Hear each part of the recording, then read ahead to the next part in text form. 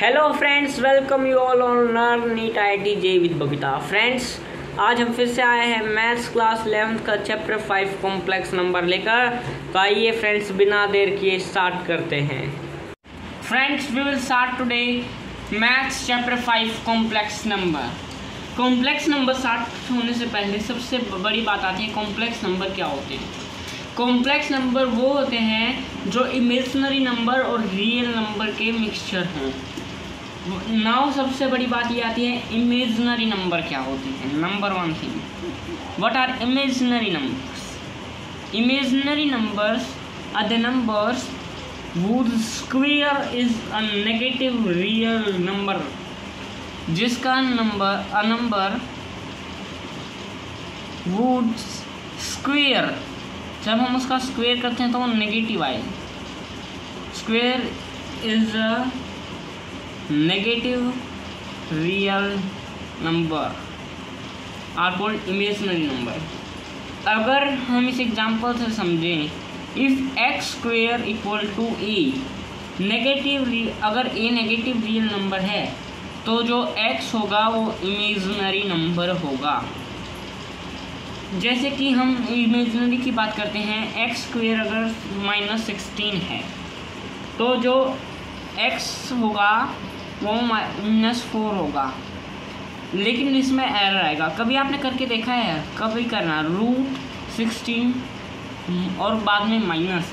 इसका जब आप रिजल्ट निकालोगे, क्या तो कैलकुलेटर एरर शो करेगा ER, या फिर वहाँ पर आएगा समथिंग टाइप रॉन्ग, क्योंकि ये क्रिटिकल सिचुएशन होती है। ये नंबर रियल नंबर हो ही नहीं सकता, ये हमारी इमेजिनेशन में होता है।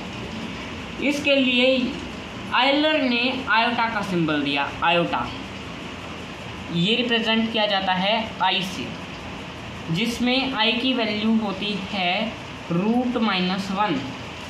अगर हमें इसे रिप्रेजेंट करना है, फॉर एग्जांपल √-4, तो हम लिखेंगे 2 आयोटा। अगर हमें लिखना है √-225, तो हम लिखेंगे 15 आयोटा। अगर हमें लिखना है √-3, तो हम लिखेंगे √3 आयोटा। यानी √-1 की पावर को ये आयोटा में हम लिख सकते हैं। उसके बाद आता है सम पर्टिकुलर्स पावर ऑफ आयोटा। अगर आयोटा पावर्स में आए तो क्या करना है?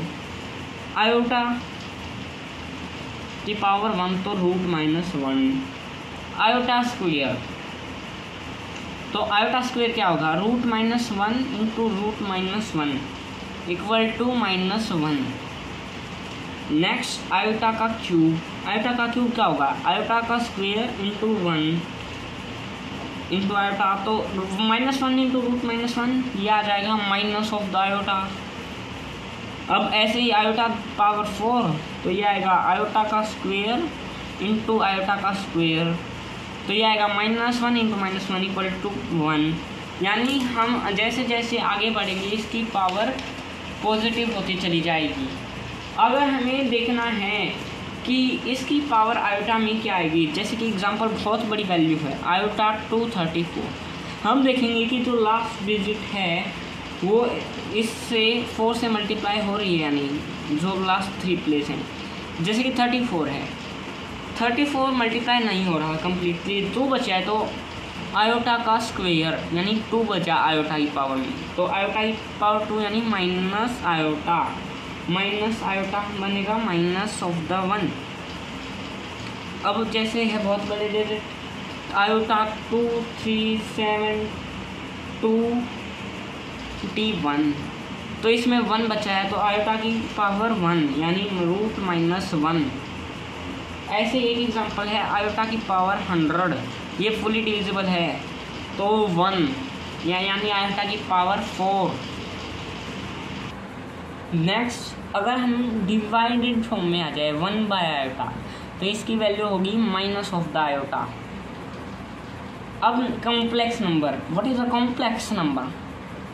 कॉम्प्लेक्स नंबर क्या वाला है भाई? अभी complex number is a form of A + iota B। It is the form of numeral जिसमें हम रिप्रेजेंट करते हैं किसी भी नंबर को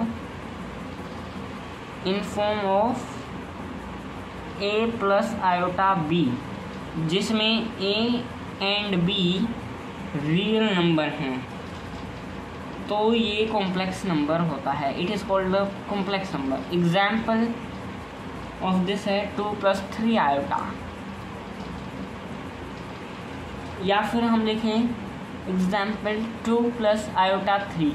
बात इन दोनों को सेम है, आगे पीछे कर सकते हैं हम। या फिर हम लिखें आयोटा 3 + 2।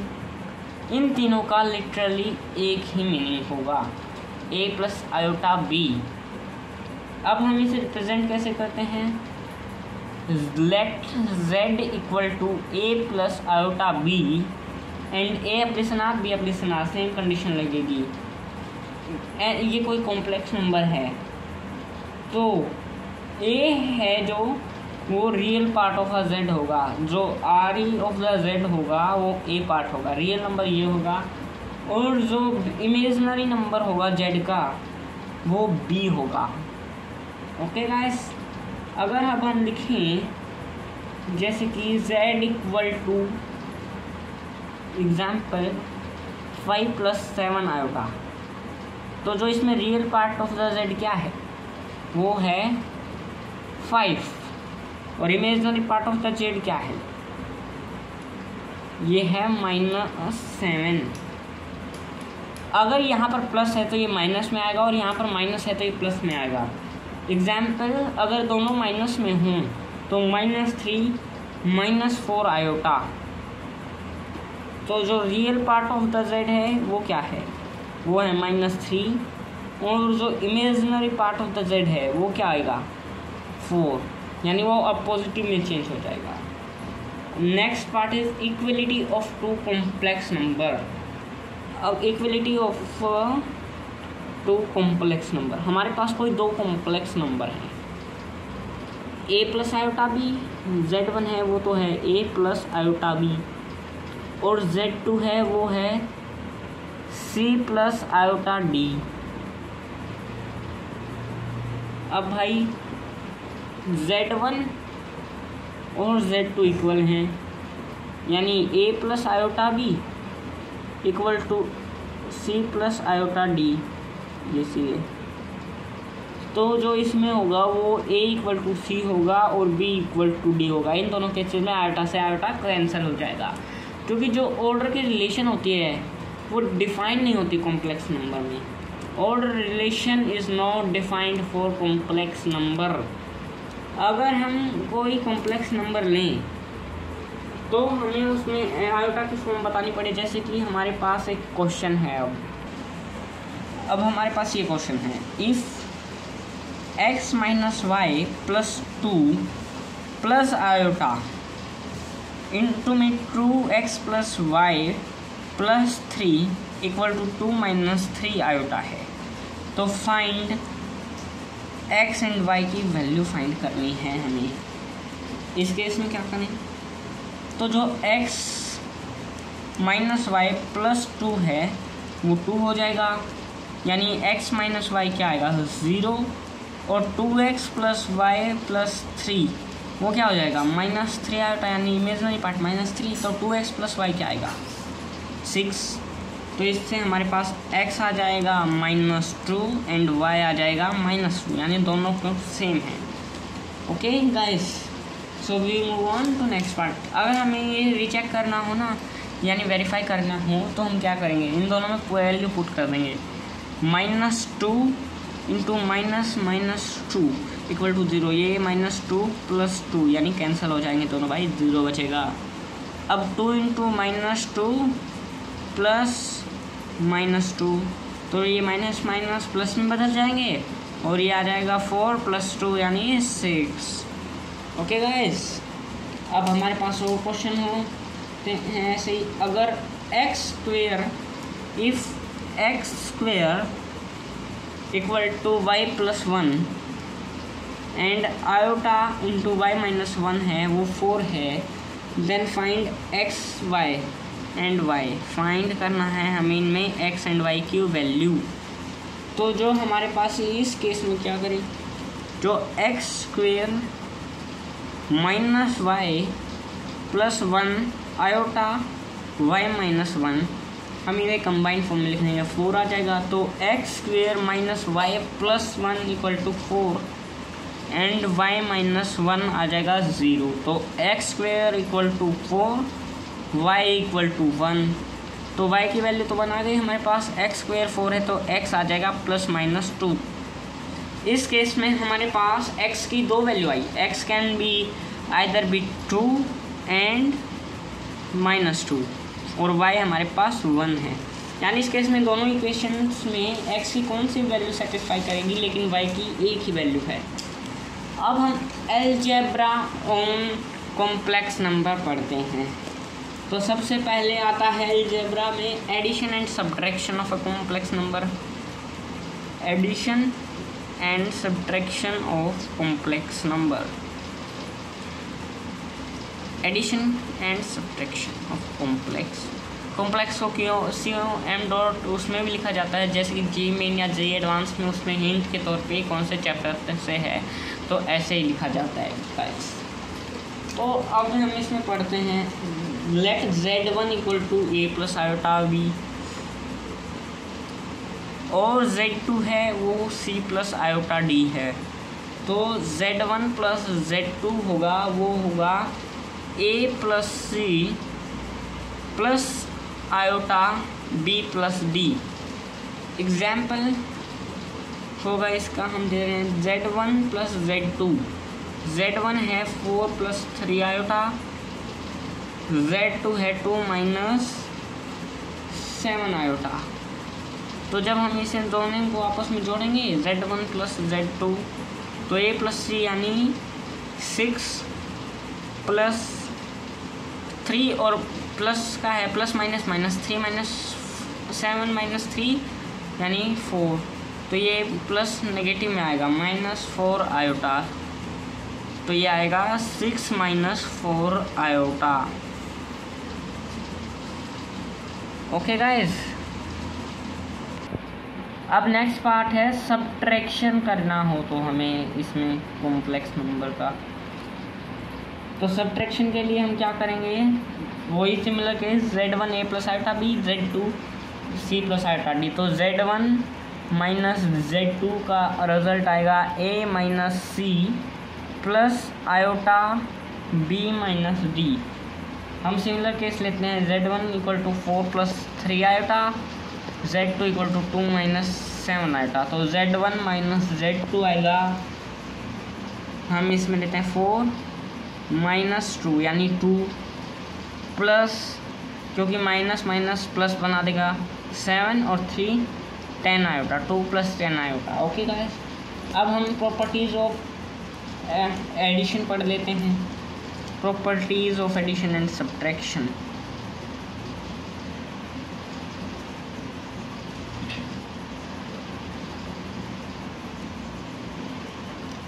तो Z1 प्लस Z2 होगा जो, उसे हम Z2 प्लस Z1 भी लिख सकते हैं, यानी कम्यूटेटिविटी भी शो करता है ये। सेकंड प्रॉपर्टी, अगर 3 वो हैं Z1 प्लस Z2 और प्लस Z3 तो ये Z1 plus Z2 plus Z3, यानी हम पहले किसी को भी ऐड कर सकते हैं, यानी एसोसिएटिविटी भी शो करता है।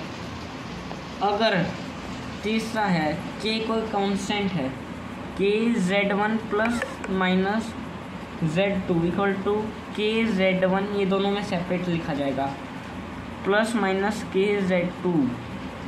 तो इसमें K एप्लीकेशन R होगा, ये रिजल्ट शो करेगा।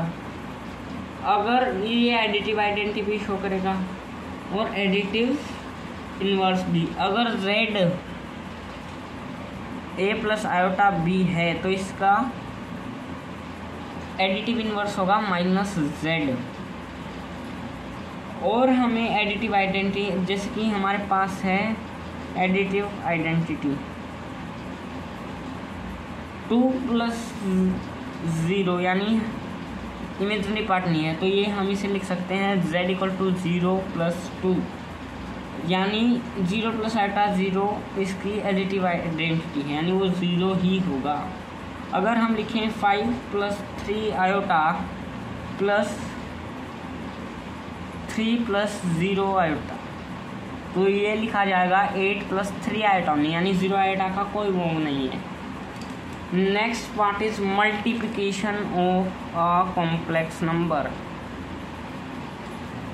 तो Z1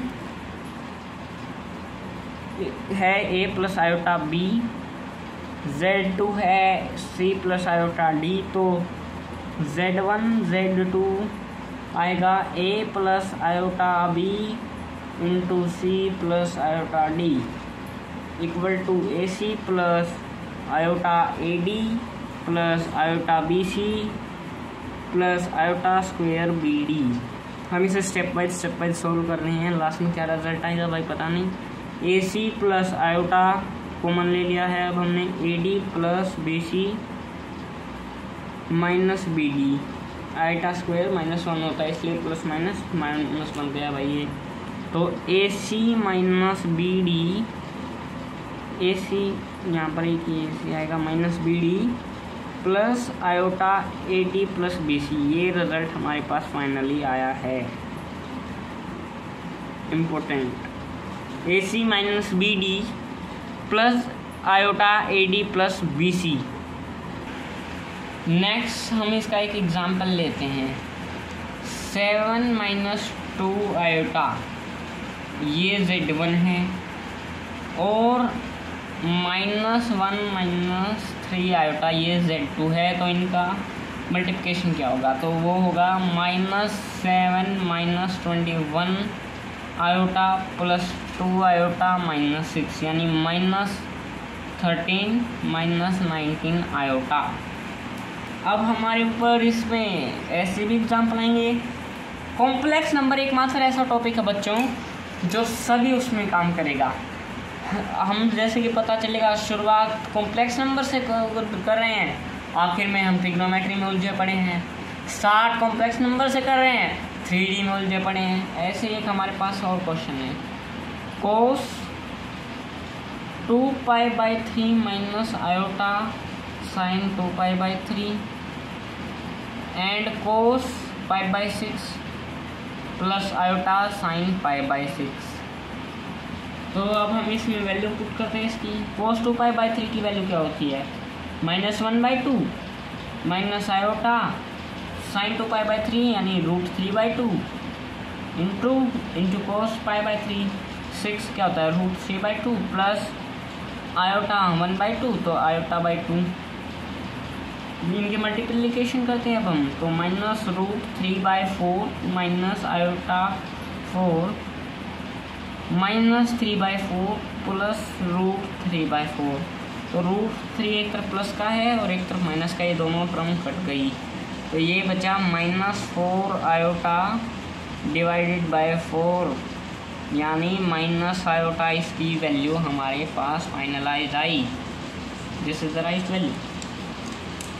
अब हमें प्रूव करना है sum of 4 consecutive integer power of iota is always 0, यानी हमारे पास कोई आयोटा की पावर n प्लस आयोटा की पावर n + 1 प्लस आयोटा की पावर n + 2 आयोटा की पावर n + 3 हैं, तो हमें इन्हें प्रूफ करना है कि ये 0 होंगे, और जो इसमें n है वो हर केस में एक इंटीजर होगा। तो हम इनमें से कॉमन ले लेते हैं आयोटा की पावर n, तो आयोटा की पावर n लेने के बाद तो 1 प्लस आयोटा की पावर 2 प्लस आयोटा की पावर 3 बच गई।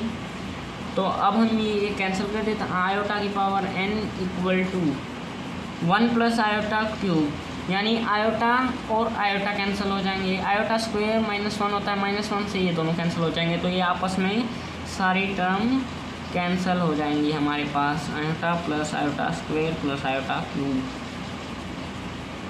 ये सारी कैंसिल हो गई। तो आयोटा की पावर n यानी 0, आयोटा की n की पावर 0, यानी हमारा ये बात भी प्रूफ हो गई।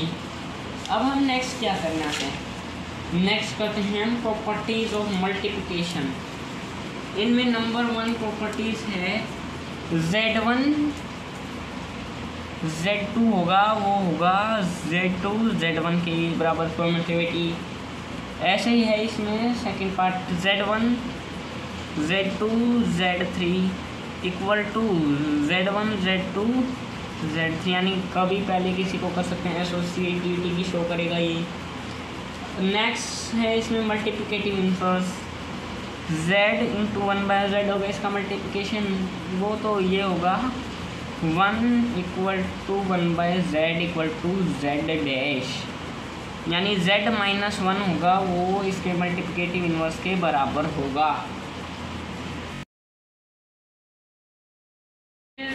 नेक्स्ट इज मॉडुलस या conjugate of a number.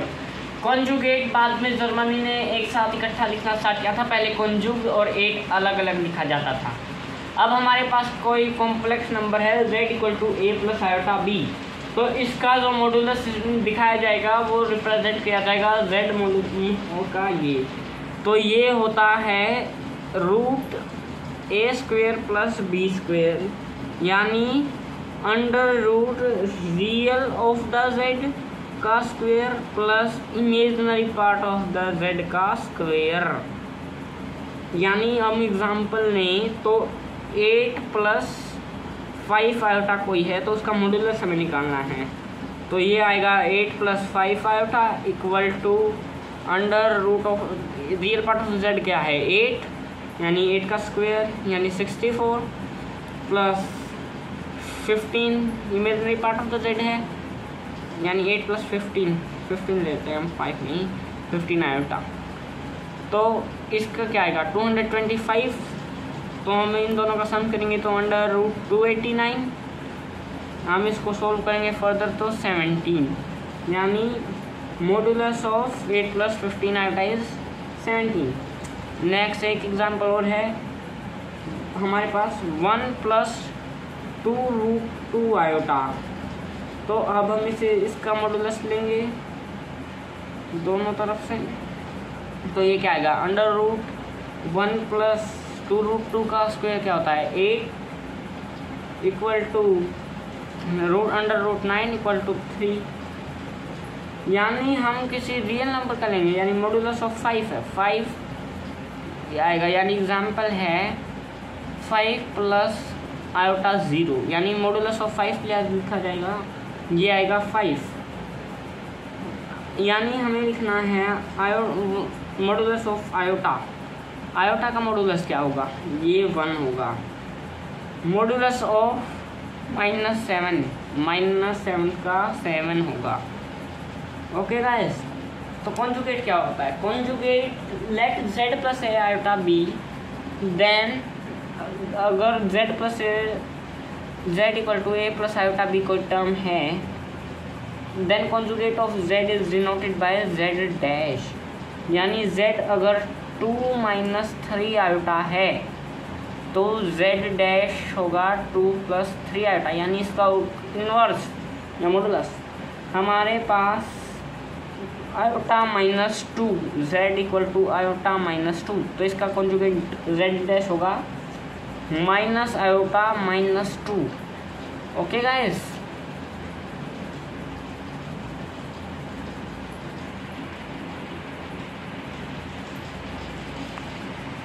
Next is representation of complex number plane. हम इसे कॉम्प्लेक्स नंबर प्लेन की जगह आर्गन्ड प्लेन भी बोलते हैं। एनसीईआरटी में कॉम्प्लेक्स नंबर प्लेन की जगह आर्गन्ड प्लेन मिलेगा आपको, तो कंफ्यूज नहीं होना, दोनों का एक ही मीनिंग है। तो अगर अब हम इसे रिप्रेजेंट करते हैं in a complex plane, each point is related to complex number, जैसे कि ये कोई कॉम्प्लेक्स प्लेन है, इसमें ये है x, ये y डैश, ये x डैश, तो ये ओरिजिन पॉइंट है, ओरिजिन यानी 0 0, इसमें कोई पॉइंट है P जो है x y, यानी x प्लस आयोटा y की फॉर्म में कोई वो है, उसके लिए हम ये रिप्रेजेंट कर रहे हैं। तो हमारा जब इन ओरिजिन से इसे ज्वाइन करेंगे और इसे इमेजिनरी पार्ट में ज्वाइन करेंगे, तो हमारे पास जो वैल्यू आएगी ये आएगी डैश जेड की, यानी √x² प्लस y², यानी हम इस पे रिप्रेजेंट करने वाले हैं जैसे कि 3 प्लस 2 आयोटा, तो इसमें हम रिप्रेजेंट क्या करेंगे 3 और 2 पर जो पॉइंट है यानी -2 -3 आयोटा है, तो उस पर हम क्या रिप्रेजेंट करेंगे, -2 -3, यानी इस प्लेन में जिसमें सब होंगे, यानी x प्लस आयोटा y हमें रिप्रेजेंट करना है, तो x बाय 2 पॉइंट होंगे। तो it is clear that modulus of a complex number represents the distance. ये मॉडुलस ऑफ द z भी होगा, यानी डैश z मॉडुलस z दोनों एक ही बात है। तो हम इसे argument of a complex number बोलते हैं, यानी let z equal to x plus iota y, तो जो एक्स वाई है वो आर्ग्यूमेंट ऑफ अ जेड होता है, argument of a Z. Argument of Z की जगह हम इसे एम्पलीट्यूड ऑफ जेड भी बोलते हैं, A M P amplitude, argument P amplitude. तो जो आर्ग्यूमेंट ऑफ कॉम्प्लेक्स नंबर वो आर्ग्यूमेंट जेड से रिप्रेजेंट किया जाता है। It is the angle between, यानी जो ये एंगल थीटा बनेगा, इसमें हम ऊपर करते हैं, आपको प्लेन में ले आते हैं, जो ये एंगल बनेगा थीटा, इसे हम आर्ग्यूमेंट ऑफ द जेड बोलते हैं, यानी angle between the line OP and positive axis which is made by line OP and this y plane axis line, this will be called as argument of z। जो principal value of argument z है वो होती है -π and π, यानी -π से बड़ा होता है आर्गूमेंट ऑफ द z और π से छोटा होता है। यानी हमारे पास कोई ट्राइंगल है, ये ट्राइंगल है O, ये P और ये पॉइंट है M, OPM। तो in triangle OPM cos theta क्या होगा, x by modulus of z, और साइन थीटा क्या होगा, y by modulus of the z।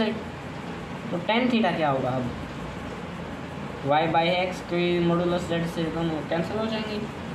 Theta क्या आएगा हमारे पास, 10 की power -1 y by X. Okay friends, अब हम इसमें आर्ग्यूमेंट निकालना सीखते हैं किसी कॉम्प्लेक्स नंबर का। ओके, हमें अब एक एग्जांपल है, उसका आर्ग्यूमेंट फाइंड करना है, 1 प्लस आयोटा रूट 3। तो इसमें हमारे पास एक्स वाई की क्या वैल्यू आ गई, 1 and root 3, X and Y की वैल्यूज़। तो आर्ग्यूमेंट ऑफ जेड क्या था, हमें फॉर्मूला निकाला था 10 - 1 एक्स बाय वाई। तो हम इसमें पुट करते हैं 10 - 1 root 3 by 1। Okay guys, next हमारे पास ये आ जाएगा पाई बाय 3। ऐसे ही एक एग्जांपल और है, -1 प्लस आयोटा। तो इसमें -1 और +1 वो आ जाएंगे, यानी सेकंड क्वाड्रेंट में लाई करेगा ये, यानी पाई 10 - 1 y बाय एक्स, इसमें वो रिवर्स हो जाएगा क्योंकि ये सेकंड क्वाड्रेंट में है, ये फर्स्ट क्वाड्रेंट में था, ये सेकंड क्वाड्रेंट में है। नेक्स्ट पाई बाय 4, ये पाई -4 यानी -1/1 पुट करेंगे तो ये आ जाएगा 3 पाई बाय 4। एक और एग्जांपल है, z इक्वल टू -√3 आयोटा, ये थर्ड क्वाड्रेंट में लाइक कर रहा है। तो -π प्लस 10 - 1 y बाय एक्स, तो 1/√3। तो यह आ जाएगा -π प्लस π बाय 6, यानी -π बाय 6। नेक्स्ट है z इक्वल टू √2। तो आर्गूमेंट ऑफ z क्या होगा, अगर ये रियल नंबर है कोई, इसमें इमेजिनरी पार्ट नहीं है, तो इसका आर्गूमेंट क्या होगा, पाई या 0। Argument of positive real number क्या होगा, 0 होगा। और नेगेटिव रूट का क्या होगा, pi. Argument of negative purely imaginary का क्या होगा, -π/2 and positive purely imaginary π/2। Argument of origin क्या होगा, 0 + iota 0 is not defined. Okay guys, अगर हमें किसी कॉम्प्लेक्स नंबर का निकालना है जिसमें थीटा ऑफ एन आर्ग्यूमेंट है 2n5 + theta and n epsilon z, तो उसका आर्ग्यूमेंट होगा n एप्लीसन z, यानी n की वैल्यू ही उसकी वो होगी। अब हमें रिप्रेजेंट करना है representation of complex number in polar form या trigonometric form. Next is representation in a polar form. Polar form हम ट्रिग्नोमेट्रिक फॉर्म को भी बोलते हैं। तो z = x + आयोटा y, तो मॉडुलस ऑफ z क्या होगा, √x² + y²। हम इसे बोल देते हैं r। तो थीटा क्या होता है, आर्ग्यूमेंट ऑफ z। तो similar case in triangle OPM, cos theta क्या होता है, modulus of z x / modulus of z यानी x/r, in sine theta y modulus of z यानी y/r। तो x क्या होगा, x = r cos theta, y क्या होगा r sin थीटा। तो अब हम इसे z को लिखते हैं r cos theta + iota r sin theta, यानी z = r cos theta + iota sin theta, where r = modulus of z and theta क्या होगा, आर्ग्यूमेंट ऑफ z। एग्जाम्पल है इसका 1 + आयोटा। 1 + आयोटा को हमें रिप्रेजेंट करना है इन द पोलर फॉर्म। तो r इसमें क्या है, मॉडुलस ऑफ z, यानी मॉडुलस ऑफ z क्या है, √2। थीटा क्या है, tan - 1 1/1 यानी π/4। तो इसमें आएगा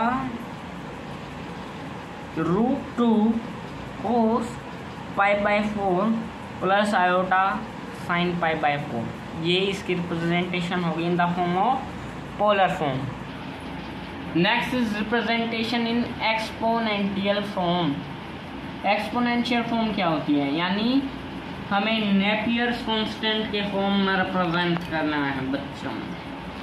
z = r cos theta + iota sin theta था। तो z = r cos थीटा को हम लिख सकते हैं e⁻ iota theta. Example 1 + iota = इसका मॉडुलस √2 e⁻ आयोटा π/4, यानी हम इसे शॉर्टेस्ट ट्रिक में भी रिप्रेजेंट कर सकते हैं।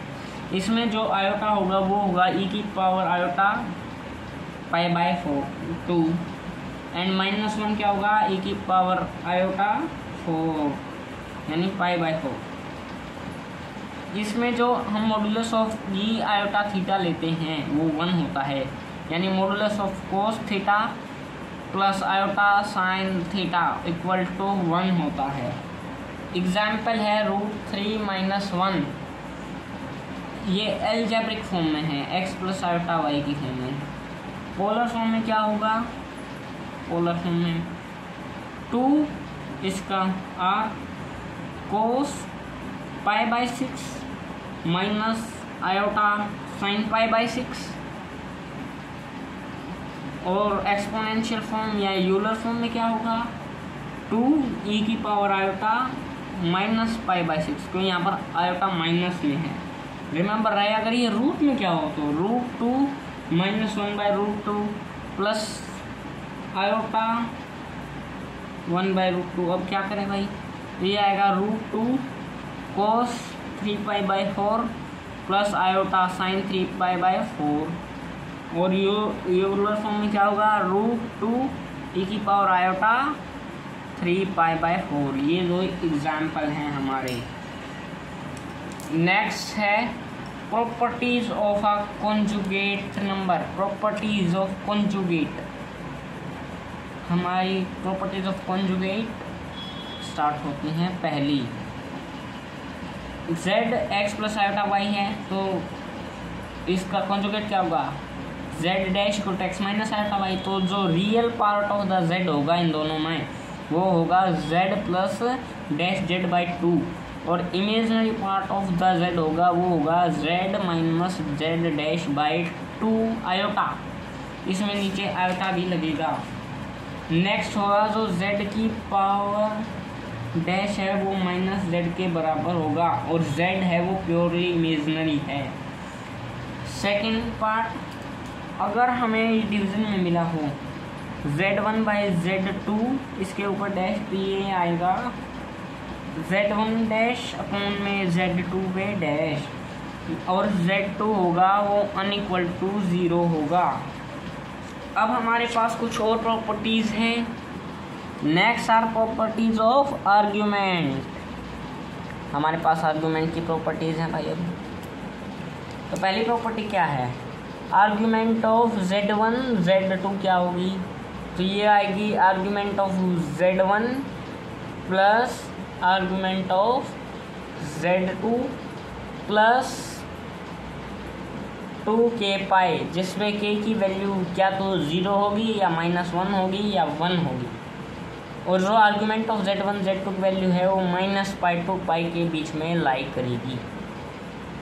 नेक्स्ट है आर्ग्यूमेंट ऑफ z की पावर n, तो ये आएगा n आर्ग्यूमेंट की power z plus 2k pi, जिसमें k की वैल्यू होगी कोई इंटीजर। और थर्ड प्रॉपर्टी और लास्ट प्रॉपर्टी ऑफ आर्ग्यूमेंट होगी वो है argument of z equal to minus argument of z equal to if z is not a negative real number. हमारे इसके ऊपर एक छोटा सा एग्जाम्पल है, वो एग्जाम्पल है 1/√2 plus iota by 2 iota divided by 2।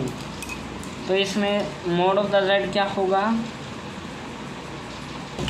√3/4 equal to √3/2, यानी आर्ग्यूमेंट ऑफ z क्या होगा इक्वल टू 10 की पावर -1